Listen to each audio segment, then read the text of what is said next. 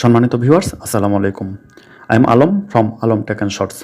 বন্ধুরা, আজ খুব ইনফরমেটিভ একটি ভিডিও নিয়ে আপনাদের মাঝে হাজির হয়েছি। Welcome back. প্রথমেই আপনাকে আপনার জিমেইলে প্রবেশ করতে হবে। জিমেইলে প্রবেশ করার পর আপনি জিমেইলের আইডিতে প্রবেশ করবেন। প্রবেশ করার পর এখানে ম্যানেজ ইওর গুগল অ্যাকাউন্ট এই অপশনটি দেখতে পাবেন। এটিতে প্রবেশ করবেন। প্রবেশ করার পর এখানে সিকিউরিটি নামে একটি অপশন দেখতে পাবেন। সিকিউরিটিতে ট্যাপ করে দেবেন। ট্যাপ করার পর স্ক্রল করে নিচে চলে যাবেন। নিচে যাওয়ার পর এখানে দেখতে পারবেন ফাইন্ড এ লস্ট ডিভাইস, এটার মধ্যে ক্লিক করে দেবেন।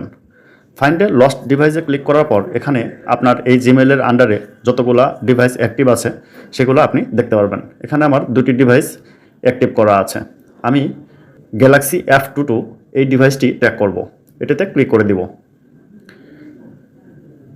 ক্লিক করার পর আপনি যদি আপনার মোবাইলের বা ডিভাইসের IMEI নাম্বার ভুলে যান, তাহলে IMEI নাম্বার বের করার জন্য এখানে সেটিং অপশনে ক্লিক করবেন।